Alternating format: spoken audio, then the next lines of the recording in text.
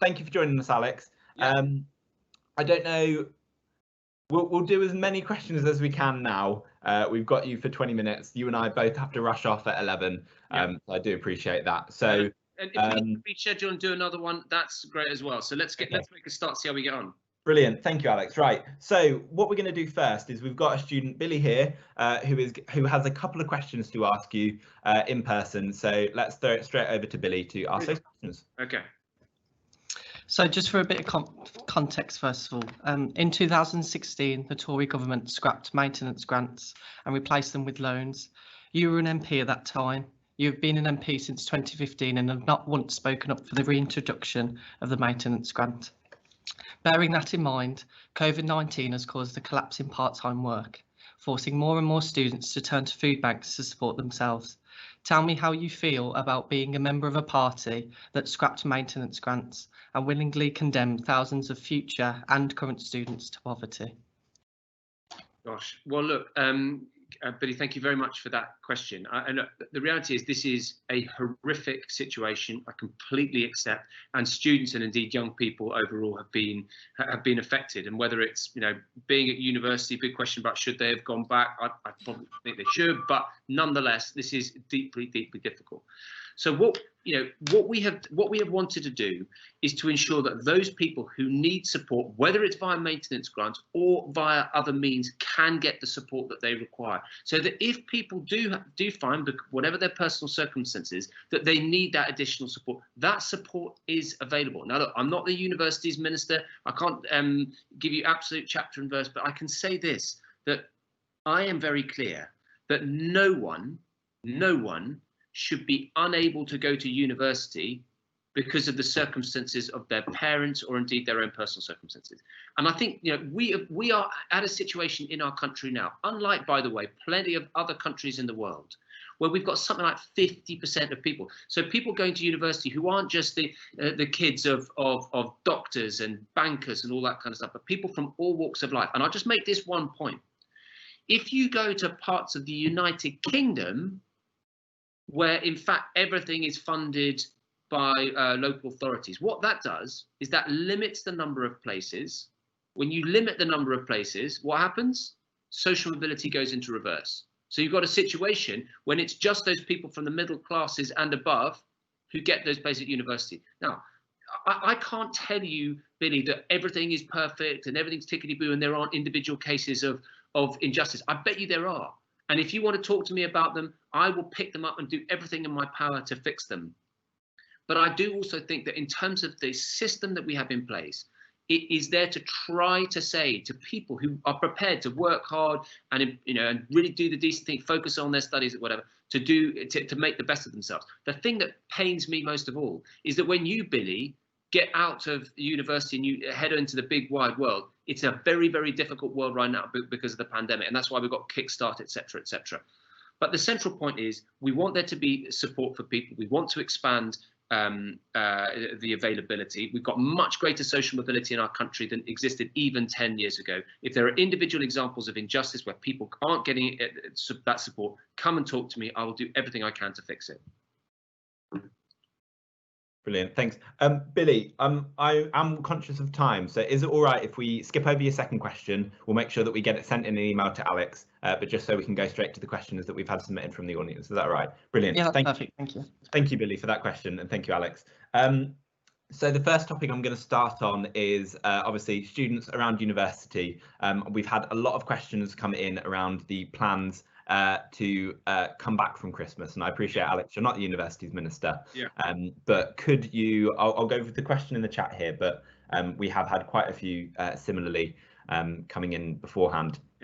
Are there plans to test students before they travel back to university after Christmas? Because surely if shops, pubs and restaurants reopen in December and people are seeing friends and family again, then everyone will be coming into contact with one another.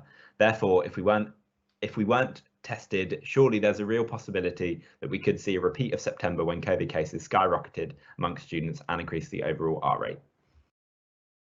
That is a great point. I mean, so the fact is, every time you shift a load of people around the country, we now know this is a potential possibility. So the short answer to your question is that, and I say I'm not the university's minister, but if there are specific ones, I will go and get you the absolute definitive position from that minister.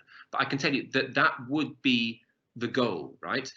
And in particular, the goal in those areas where people will be coming back to university from areas that have particularly high prevalence, right? So what I can't say is that if you're coming back from, I don't know, the Isles of Scilly, where there isn't very much, I can't tell you that the regime there will be precisely the same as if you're coming back from Liverpool, which sadly has had a much higher preponderance. So it will depend.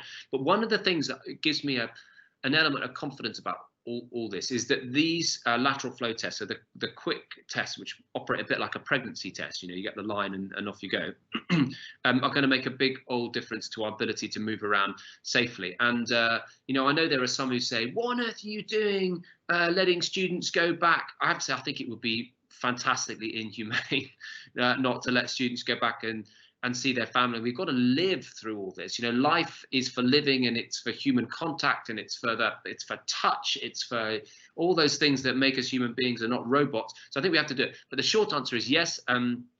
I will check this with the university's minister, but my understanding is the clear intention is to ensure that those people move around safely, and that would mean ramping up the availability. Ultimately, though, the big envelope here is tech, is how much of this stuff can we roll out. So for those people who say it's got to be perfection now, forget it. It's not going to be perfection now, because this is incredibly difficult stuff. But I actually say, look, I'm sure we've got a lot of stuff wrong, whatever. But in terms of our ability to test, we probably have more capacity in our country than I think in any other country in Europe. It's not a competition, but what I'm saying is that we will do everything we can to ensure that people can move around safely. Don't expect it to be a uniform picture around the country, though. Brilliant. Thank you, Alex. Similarly, on the kind of university's physical campus route, we've had a question come in from Liam, and he says, with universities and schools a hotspot for COVID-19, I was wondering whether the government can guarantee the safety of people who go to education, and if so, what are the government doing to make sure we are all safe?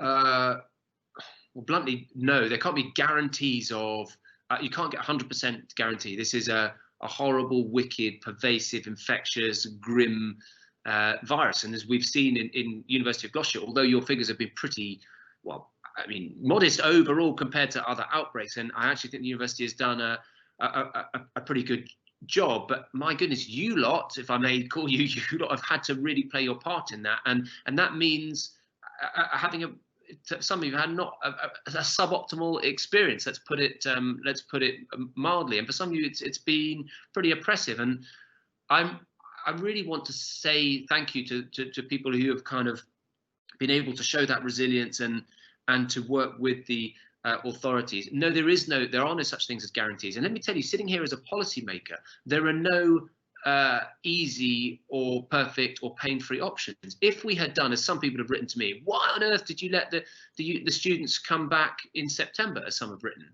But my feeling is, if we'd kept people at home, that would have created just a different species of pain.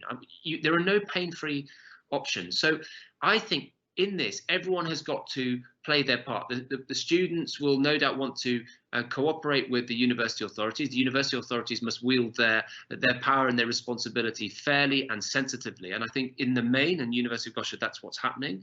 And we have to also live with an element of risk. There is an element of risk. There's no such thing as risk-free, and we've got to recognise that's the world we're in, that's the life we're in. We have to mitigate it so far as we reasonably can, whilst ensuring that your liberties, your freedoms and your futures are not inappropriately curtailed. These are very difficult balances to strike, and that's what we're all trying to do. Brilliant, thank you, Alex. We've had a couple of questions here. Again, I'll last question on kind of the university campus topic. One from Kyle and one from, just check the name here, I think it was anonymously asked. What are your own personal thoughts of keeping university campuses open during this time? If that was from Kyle, I think we should keep them open.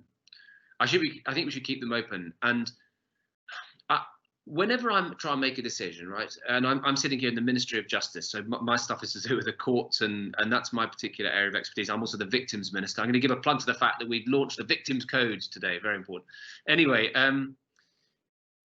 But when I make decisions, I try to put myself in the position of the person who is going to be affected. And if I were an 18-year-old now, I'd be saying this is a really lousy situation. If I go off and go to university, it is going to be less than I might have liked. But you know what? I would prefer to do that and at least feel geographically proximate to people, even if I can't have the level of interaction that might otherwise be the case, than sitting at home where I would feel I was in suspended animation. You know, even though I'm sitting there on Zoom or Teams or whatever, getting some lecture, it's just not the same. Those sorts of, when you spark off other people and have those engagements, interaction, and also feeling part of an organization. So I've got a situation where I've taken on a member of staff, for example, right, and they've never come into an office, and we've never been able to build up that kind of esprit de corps, that sense of teamwork. And I'm not suggesting that you get the full fat experience, but I think you get more than you would be if you were sitting at home. But that comes with risks. It means that some people have an absolutely grim time because they get pinged and they get locked down, and that is horrific. And so that's why there are these very difficult judgments. But my short point is this, that I think it's the least worst option. And having spoken to some of the tutors as well, I think some of them feel that. There'll be others who don't, I accept. But I think the majority feel that they're able to have a more effective teaching experience with this kind of blended learning. But I recognise this ain't easy at all, and I'm very grateful to you for sticking with it and hanging tough, frankly. Brilliant, thank you, Alex. If I can now, I'll go on to a topic of sport, something that I know already George Berry, the sports officer, has been in communication with you around kind of sport being off limits during this second lockdown. I just want to give you an opportunity to express your thoughts and what action you've done. It would be great to hear about the letter to Oliver Dowden and if there's been any response at all. Okay, so look, I did write to Oliver Dowden about this because it was a very powerful letter that was written incidentally to me by your sports officer, and I want to pay tribute to him for, on behalf of students, reaching out to elected representative and making that appeal. As a result of him doing that, I did write to the Secretary of State and I followed up with him in person. The basic point I was making is, look, there are a lot of people for whom sport is not just, you know, running around kicking a ball, having a bit of fun, but it's the principal outlet, whether it's a kind of emotional distraction, that whole thing about fit of body, fit of mind. I absolutely agree with. Every day I cycle into Parliament in the morning, I cycle back, and I don't know what I'd do without that kind of, it just kind of resets, rebalances, clears your head, gets the blood in your legs. It's really, really important. And the point I made to the Secretary of State is, look, I recognise that we have a limited budget of interactions, if you know what I mean, to avoid this, the R going above 1. But sport is a real priority. So I think particularly in those areas where it is self-evidently COVID compliant, right? If you're playing tennis or you're I don't know, what were some other things? People talk about golf. I appreciate students may not have a lot of time to play golf, but there are other things, particularly being in a gym, where there are certain things within a gym that it wouldn't be very sensible to do. So it may be certain machines you're not going to be able to use, but there's a whole load of stuff that I think it's tolerably plain that you could use. Now those are the representations I've made. The final one I want to make is I've made representations on behalf of Cotswold Riding for the Disabled. I don't know if any of you perhaps volunteer there. It'd be great if you did, but you probably don't have time. But it's up by the racecourse. Oh my goodness, the impact of sport on people with disabilities, it's night and day. And it goes back to this point that you listening to this are not robots. I'm not a robot. We have emotional and spiritual and physical needs, and it's what makes us alive, what makes us human beings. And you know what? Sport and exercise are absolutely vital parts of what make us human beings. And that's why I've really asked the Secretary of State to prioritise that. I know he's got fantastically difficult decisions and no one wants this to go on for longer, no one wants people to die, but we have to weigh in the balance the impact it has on people's general well-being. Brilliant, thank you, Alex, for that. I am conscious of time, so I'm going to move on now to mental health. We've had 2 questions just come in around mental health, so I'll try and combine them into one. What's your view on the current mental health issues with university students, with isolation and loneliness being very prevalent in this moment? And then kind of merging, what are you doing within your constituency to combat this? Yeah, well, look, stuff that's just obvious. The fact is isolation is really not good for people's general well-being or mental health. We know that. And what is interesting, as I see where I sit, is that the people who are suffering from it are not necessarily the people you might expect. So I have had lots of people from completely different walks of life, whether they're old or whether they're young, whether they're rich, whether they're poor, whatever. And I've seen particularly young mothers as well have been seriously affected, but certainly students. So isolation is a big thing. And the fact is we're all a bit zoomed out, and it just doesn't quite cut the mustard, Zoom, frankly. So so the question is, what are you going to do about it? Well, part of the stuff is, let's be clear, there are things which are within our control and things which are not within our control. We can't just say, because there's an element of mental health problems, let's just let everyone fry, and we're not going to do that, obviously. So some of it, we have to be resilient ourselves. We have to hang tough, and we're just going to have to dig deep. So that's part of it. But there is a wider issue. When this tips over into serious crisis, we've got to have the resources there to look at it. So in Cheltenham, for example, we've got real areas of strength. I don't know if any of you have heard of the Brown Hills Eating Disorder Clinic. Of course, not all mental health is eating disorders. Let me make that absolutely clear. Of course, that's the case.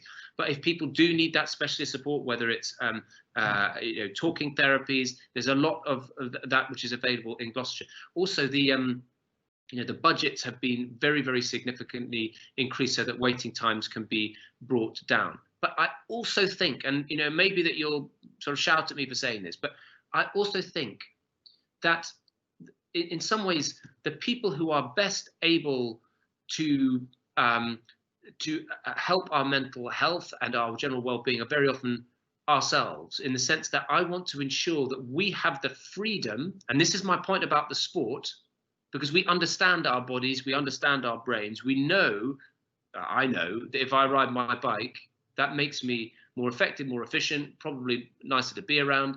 And that's why I want to give people as much freedom as possible to do the things that they can do to protect their own well-being. And that means that, yes, there will be times when you're going to have to reach out to the NHS and do stuff, but it's much, much better to be able to nip things in the bud before that happens, which is why I've invested a lot of kind of political capital in trying to get the sports stuff going in particular. And it's why it's also on the 2nd of December, when this expires, what I will be arguing for is to go back to a tiered system rather than the one size fits all, because I want you folks to be able to come out of your halls, to be able to socialize outside in a socially distanced way, go to the pub or whatever, because students if students go to the pub, that's not them being feckless and not caring about their studies. It's part of what it means to be a human being. It's part of the student experience. It's part of the human experience. So the short answer is, I focus, yes, on the resources on the NHS, and I speak to the NHS every week, and one of the items we talk about is mental health provision. But I also think we need to help students, help young people to help themselves. And that means allowing as much liberty as possible so that people can cater for their own needs as effectively as possible. Thank you, Alex. Yeah, I agree with the kind of outdoor stuff. I say I don't consider it an alternative, especially around the kind of mental health services, the university and the local kind of provision. And unfortunately, there are students who can't help themselves, and like you say, rightly so that. No, sorry, I'm sorry, but my only point is, for those who absolutely need that intervention, we need to make sure that intervention is there with all the resources that are required, because a lot of other people can be diverted by nipping things in the bud, ensuring that people have these outlets, whether it's sport or theatre or whatever it is, and also flipping heck, I mean, getting a break from these things, which are a world of pain. I tell you what, if I ever become Prime Minister, these are all getting switched off. I'm joking, of course. Oh no, they're not getting switched off. I'll give you a week's notice. No, I'm joking, but I just do think that if you look at whether it's social media or mainstream media, the burn rate of stories, everything is a new story on this, new story on that, and how can we infect as much outrage and anger and stuff? And you see it in the United States, and you see it across the world. And I just think everyone just gets a bit wired by it, because you pick this up, and it's by and large not a pleasant experience. And I just think getting into the great outdoors, seeing nature, going up Cleve Hill, going to Hampton Hill, riding a bike, getting that blood in your quads, it's about being alive, and that's what I want to try to promote. Brilliant, thank you. Just a little shout out to the equestrian girls who have said that they had volunteered at the eating disorder charity that you mentioned there, so well done to them. Yes. Did you say the equestrian girls? Yes, equestrian. And have they been able to help out riding for the disabled, or was it at Brown Hills? Or I think I presume that was Brown Hills, but they probably don't. I know that all of our sports teams and societies. I bet you it was the RDA. That is one of God's better charities. Let me tell you, you go up to the RDA. I challenge you to go up to Cotswold RDA and not to blub like a baby. It is the most moving place. You see people with disabilities. You see how their eyes light up, and there's this extraordinary moment when they get on the horse and they're right, and it's incredibly moving. It's lovely. You should go and see it. Fantastic. And just a shout out as well to all of our sports teams and societies who are doing some amazing charity work in this really difficult time. Brilliant, Alex. We are approaching 11 o'clock, so just to wrap this up, thank you very much for your time. It's been great chatting with you. Any questions that didn't get answered today, we'll either hopefully arrange some more time. I'd love to continue this conversation with you, and we will also shoot some over in an email. Pop them over to me, and what I will do is I'll go and speak to Michelle Donnell and the university's ministers and get some answers. But just to manage expectation, because there's the volume of correspondence, sometimes I won't be able to get you stuff immediately, but I'll do it as quickly as I can. And I'm really keen to engage with students. We've got a load of them in Cheltenham. You're a really valued part of the community. You're contributing to the community. I know it's tough. Thank you for bearing with it and for playing your part in defeating this. And we'll meet again, and things will get better. Brilliant. Thank you, Alex. Feel free to head off now if you've got something you need to do for 11 o'clock, and I'll just wrap this up here. Brilliant. Thank you, Alex. Love to chat with you. Take care. Brilliant. Thank you, everyone, for watching. So just kind of a summary. We'll try and send over as many questions as possible to Alex, and he'll be able to answer them. Apologies. Cotswolds Riding for Disabled. There we go. Brilliant. Thank you. Just a reminder that the university does offer plenty of mental health support, and if you are struggling in this time, then we really do urge you to reach out to us at Students' Union. Our email is su@gloucester.ac.uk, and we can help point you in the right direction to where you need to go, or you can get in touch directly with either the help zones, which are helpzones@gloucester.ac.uk, or mhw@gloucester.ac.uk for the mental health and wellbeing team. Thank you, everyone, for joining. We will shoot all of those questions over to Alex, but please do get in touch. Keep an eye out. Make sure you're liking us on Facebook and Instagram, and following what we're doing at the Students' Union. But I hope you enjoy the rest of your day, and keep an eye out for any further kind of updates or developments from us. Thank you.